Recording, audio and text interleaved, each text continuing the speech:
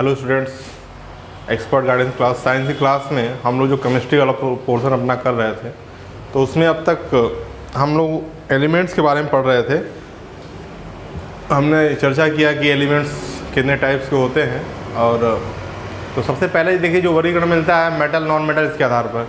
लेकिन उसमें एक इम्पॉर्टेंट टॉपिक और आ गया आपका कि उसका क्लासिफिकेशन, तत्वों का वर्गीकरण और फिर उन तत्वों को वर्गीकृत रूप में रखना, है ना, एक उनको फिक्स स्थान देना, जिससे बाकी स्टडी में क्या हो, थोड़ा आसानी हो सके, अध्ययन आसानी से कर सकें आप, और एक टेबल के माध्यम से। तो उसमें हमने देखा कि बहुत सारे मॉडल्स थे जो पीरियोडिक टेबल पहले आए, है ना। फिर उसके बाद कल हम लोगों ने मेंडलीव की आवर्त सारणी के बारे में डिस्कशन किया। मेंडलीव की आवर्त सारणी काफ़ी हद तक बहुत सारी चीज़ों को, बहुत सारी समस्याओं को सॉल्व करने में, उनका समाधान करने में उपयोगी तो सिद्ध हुई। लेकिन जैसे जैसे टाइम बीतता गया, नए सारे कॉन्सेप्ट आते गए, और आपको हमने जैसे कल डिस्कस किया था कि समभारिक और समस्थानिक को लेकर के जो विवाद हुआ, उसी कारण कहीं ना कहीं वो भी टेबल जो था फेल कर गया। लेकिन मेंडलीव ने इतना बड़े स्तर पे जो उस समय तक जितने भी आपके 63 एलिमेंट्स फाइंड आउट थे, उनके सबके लिए जो एक स्थान निर्धारित किया, तो उसने एक बहुत बड़ा बेस दिया। इसलिए आज भी हम पीरियोडिक टेबल को मेंडलीव के नाम से ही जानते हैं। और मेंडलीव की जो आवर्त सारणी थी वह परमाणु भार पर आधारित थी। हम लोगों ने इस पर चर्चा कर चुके हैं हम लोग पहले भी। अब देखिए मेंडलीव के ही एक शिष्य थे मोजले, उन्हीं के स्टूडेंट थे, है ना, उन्हीं के शिष्य थे। मोजले साहब ने 1913 के आसपास, सन डिफर हो सकता है, याद अभी नहीं है कंफर्म, तो उस समय उन्होंने एक और आवर्त सारणी बनाई। ठीक, बहुत सारे नए एलिमेंट्स भी आ चुके थे, समस्थानिक और संभारिक वाली भी समस्या हो रही थी, है ना। तो वहाँ पर जब मोजले साहब लेकर के आए तो इन्होंने ज़्यादा कुछ नहीं चेंज किया, सिर्फ जो परमाणु भार को मौलिक गुण माना गया था उसके आधार पर, चूँकि परमाणु क्रमांक की खोज हो चुकी थी, एटॉमिक नंबर, ठीक, प्रोटॉनों की संख्या जो होती थी, मतलब किसी भी तत्व के परमाणुओं के अंदर जो प्रोटॉन्स होते थे, जितने नंबर ऑफ प्रोटॉन्स होते हैं उतने ही उसका परमाणु क्रमांक होता था। उसी आग को इन्होंने क्या किया, मूल गुण माना भी, और बाद में सिद्ध भी हुआ कि परमाणु क्रमांक, यानी कि किसी भी कोई भी परमाणु कैसा बिहेव करेगा, बाकी की उसके सारे जो प्रॉपर्टीज है किन बातों पर निर्भर करेगा, यह इस बात से निर्धारित होगा कि उसमें कितने नंबर्स ऑफ प्रोटॉन्स हैं, है ना। और किसी भी एलिमेंट में जितने नंबर ऑफ प्रोटॉन्स होंगे उतने ही नंबर ऑफ इलेक्ट्रॉन्स होंगे। तो परमाणु क्रमांक जो होगा वह उसका मौलिक गुण हुआ, न कि परमाणु भार। तो इस आधार पर इन्होंने जो पीरियोडिक टेबल बनाया, जो नया आवर्त सारणी है, जिसे हम लोग मॉडर्न पीरियोडिक टेबल कहते हैं, आधुनिक आवर्त सारणी जो मोजले के द्वारा निर्मित हुआ, तो इसमें जो कॉन्सेप्ट आया वो किसका है, परमाणु क्रमांक का। तो बस अंतर देखिए, जो बेसिक अंतर था वो यही था डिफरेंस, कि मेंडलीव साहब ने परमाणु भार को आधार बनाया था, जिस वजह से समस्थानिक और संभारिक की समस्या भी आ रही थी, और मोजले ने जो बनाया आधुनिक आवर्त सारणी, इसमें इन्होंने परमाणु क्रमांक को आधार बनाया और वो सारी समस्याओं को इन्होंने सॉल्व किया। ठीक, आज भी जो स्टडी किया जाता है आधुनिक आवर्त सारणी को ही, उसमें संशोधन हुए, लेकिन चूंकि उसमें बहुत ज़्यादा एरर का चांस नहीं था, गलतियों की गुंजाइश नहीं थी, इसलिए वह क्या है, सर्वमान्य आवर्त सारणी है। तो आज हम लोग उसके बारे में थोड़ी बहुत चर्चा करेंगे, है ना, आधुनिक आवर्त सारणी। तो आज का जो हमारा टॉपिक है वो क्या है, मॉडर्न पीरियोडिक टेबल, है ना, आधुनिक आवर्त सारणी। ठीक, तो आधुनिक आवर्त सारणी, है ना, मॉडर्न पीरियोडिक टेबल।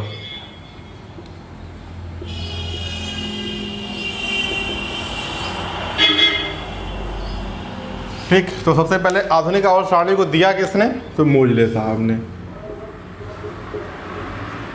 ये नाम आपको याद रखना है। ठीक, अब इसमें भी यदि हम बात करें वही, है ना, कि जो आपके हॉरिजॉन्टल थे उनको आवर्त कहा गया, 7 जो उसमें था वही सेम चीज इन्होंने भी रखा, और वर्टिकली जो है इन्होंने इसको ग्रुप या क्लास या वर्ग कहा गया। ठीक, तो यदि हम बात करें तो इसमें देखिए आवर्त तो कितने थे, 7 ही थे, है ना। ठीक, तो एक रफ जो है आवर्त सारणी हम यहाँ बनाने का प्रयास कर रहे हैं, और इसको आप भी साथ साथ क्या करेंगे, सीखेंगे। तो सबसे पहले 7 आवर्त,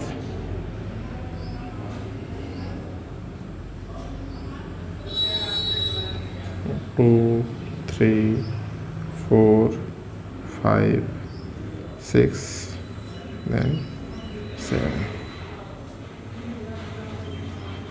ये पहला वर्ग आपका कंप्लीट हुआ, है ना। दूसरा जो होगा वो दूसरे से स्टार्ट होगा।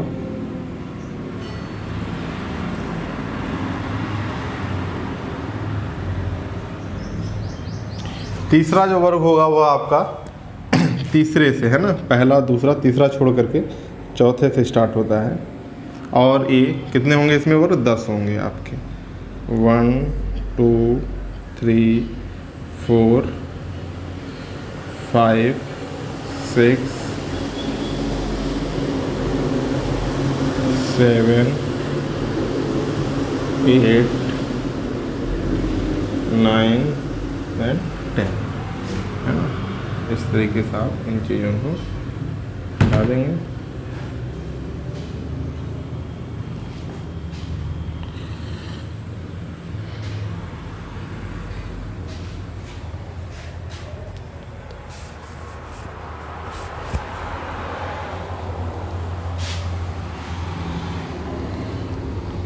अच्छा, ये 7 रहेगा ना, तभी एक गड़बड़ हो रहा था।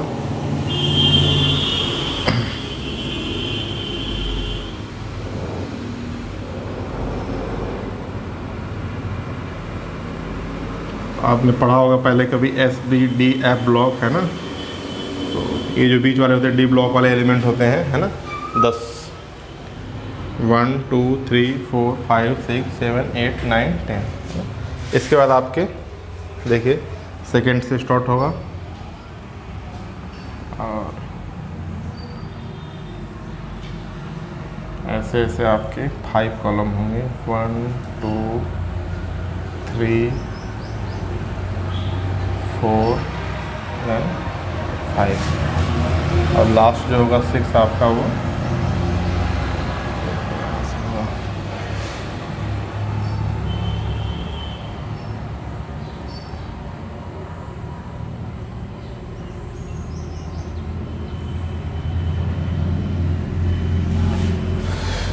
तो ये आपका जो है पीरियोडिक टेबल है ना, जिसमें पहले देखिए पहले वाले में आपके पूरे 7 रहेंगे है ना। पहले वाला जो वर्ग होगा इसमें सारे आवर्त कंप्लीट होंगे। दूसरा जो वर्ग होगा वह सेकंड से स्टार्ट होगा, ठीक। तीसरा जो होगा वो 3 ऊपर छोड़ के यानी 4 से स्टार्ट होगा है ना। और ऐसे ऐसे कितने होंगे आपके 10 होंगे, ठीक। ये 2 10 और 6 एक आइडिया है इसको ऐसे याद रखने का, बनाने का है ना। तो ये आपको ड्रा करने आना चाहिए, ठीक। कुछ एलिमेंट्स भी जैसे आपको याद होने चाहिए। आप जानते हैं सबसे पहले वाले में यहाँ पर आपको क्या होता है, hydrogen, lithium, sodium, potassium, rubidium, caesium, then francium है ना। एलिमेंट्स ये जो तत्व हैं ऐसे इनका वर्गीकरण होता है। ऐसे ही फैमिलियाँ होती हैं, तो उन सब चीज़ों को आपको क्या करना हो, याद करना होगा। एक जो आज हम समझेंगे आवर्त और तत्वों की संख्या, इस पर क्वेश्चन कई बार पूछे गए कॉम्पिटिटिव एग्जाम में। तो आइए इसको लिख लेते हैं आवर्त, ठीक। अब देखिए जैसे ही आपका क्या है, पहला आवर्त, second, third, fourth, fifth, six and then 7 आवर्त है ना। 7 आवर्त होते हैं। तो पूछता है कि किस आवर्त में कितने तत्व होते हैं। आवर्त और तत्वों की संख्या, ठीक। तो ये जो पहला आवर्त होता है इसमें 2 तत्व आपका, यहाँ पे एक हाइड्रोजन होता है, यहाँ पर एक हेलियम है ना। तो पहले आवर्त में तत्वों की संख्या कितनी हो गई आपकी बेटा, 2 हो गई। दूसरे में यदि हम बात करें तो यहाँ पे लिथियम, फिर यहाँ पर आपका beryllium, boron, carbon, nitrogen, oxygen, fluorine, helium के बाद क्या आ जाएगा आपका नियॉन है ना। इस बार यदि हमने काउंट कर लें दूसरे में तो 1 2 3 4 5 6 7 8 है ना। इन दूसरे में तत्वों की संख्या कितनी होती है, 8 होती है, ठीक। इसी प्रकार से अब आप देखिए, अच्छा यहाँ पर देखिए है ना, इसको थोड़ा और ऊपर लिखना होगा, इसमें 2 कॉलम बनेंगे। अभी ये बड़ा लग भी रहा था है ना, क्योंकि ये यहाँ पर 2 है ना, ठीक। तो ये आपका हो गया beryllium, boron, carbon, nitrogen, oxygen, fluorine, hydrogen, neon, ठीक। तो यानी दूसरे आवर्त में भी तत्वों की संख्या कितनी हो गई, टोटल 8। पहले आवर्त में तत्वों की संख्या 2। कौन कौन से हैं, तो इसको आप यहाँ पे हमने लिख दिया है, ठीक है। अब C for carbon, N for nitrogen संकेत आपको कुछ देखिए याद भी रखने पड़ेंगे है ना, और कुछ संकेत आपको पता होना चाहिए। तो आपकी प्रैक्टिस बुक में दिया है, नहीं तो हम किसी दिन करा देंगे, क्योंकि अभी हम क्लासिफिकेशन ऑफ मैटर पढ़ रहे हैं। अगर इसमें बहुत ज़्यादा चीज़ों को करेंगे तो बहुत लंबा हो जाएगा ये चैप्टर है ना। तो एक दूसरा चैप्टर एक तरीके से पीरियोडिक टेबल, लेकिन यहाँ पर जब चूँकि बीच में आ गए तो हम उसको डिस्कस करते रहे। तीसरे आवर्त में भी आपके 8 एलिमेंट्स ही होते हैं है ना। यहाँ पर आपका हो गया सोडियम, देन यहाँ पे आपका आ जाएगा मैग्नीशियम, एल्यूमिनियम, कार्बन फैमिली में क्या आएगा आपका silicon, phosphorus, sulphur, chlorine, then argon, है ना। अब देखिए जो भी पहला एलिमेंट्स होता है, जैसे इसका पहला एलिमेंट्स क्या है हाइड्रोजन, तो ये पूरी फैमिली किस हाइड्रोजन फैमिली के नाम से जानी जाती है ना। ये बोरॉन फैमिली हो गई, ये कार्बन फैमिली हो गई, nitrogen family, oxygen family, fluorine, है ना, क्लोरीन, तो ये तो इनको बोलते हैं हैलोजन बोलते हैं, और ये इनर्ट गैसें होती हैं हीलियम फैमिली, है ना। इस प्रकार से आपको चीज़ों को याद रखना है, जो इंपॉर्टेंट है उतना मैं करा दे रहा हूँ आपको। और बाकी देखिए फोर्थ और फिफ्थ में भी 18, फिफ्थ में भी 18 एलिमेंट्स होते हैं, है ना। अब इतना ज़्यादा इसमें है तो इसको याद रखने की ज़रूरत नहीं है ना। सिक्स्थ में आपके 32 एलिमेंट्स आते हैं, और 7 चूँकि अभी क्या है डिफाइन नहीं है, तो जितने भी शेष एलिमेंट हो आपके किस में आते हैं 7 में आते हैं। इसके बाद लेंथेनाइट और एक्टिनाइट जो मेंडलीव की आवर्त सारणी के दोस्त थे, उनको इसमें क्या किया गया, दूर किया गया, उसके लिए अलग से श्रेणी बनाई गई, है ना। तो ये थर्ड प्लेस से लास्ट तक, और इसमें बहुत सारे फ्री स्पेस भी हैं जिनको खाली छोड़ दिया गया है, जैसे जैसे एलिमेंट्स मिलते जाएंगे वैसे वैसे फिलअप होता रहेगा, है ना।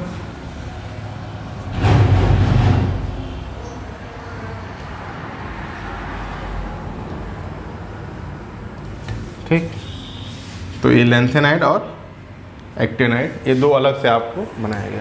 तो एक तरह से ये आपका रफ जो है मॉडर्न पीरियोडिक टेबल है। अब आपको लगता होगा कि इसको याद कैसे करें, तो जो कॉम्पिटिटिव एग्जाम के बच्चे हैं उनको बहुत ज़्यादा कुछ याद करने की जरूरत नहीं है, एक बार चीज़ों को देख कर केवल पढ़ लें, है ना।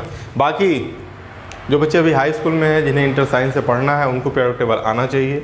और इस पीरियोडिक टेबल को मुझे लगता है कि आप 8 से 10 बार जैसे आपने ड्रा किया आप करिए, केवल ब्लैंक एलिमेंट्स को भरना छोड़िए, प्रैक्टिस करिए, आपको आ जाएगा बिल्कुल, है ना। और बाकी जब रेगुलर क्लास होगी तो उसमें भी हम आपको इसको करा देंगे अच्छे से, पीरियोडिक टेबल को कैसे ड्रा करते हैं, है ना। तो ये बेसिक कॉन्सेप्ट रहा।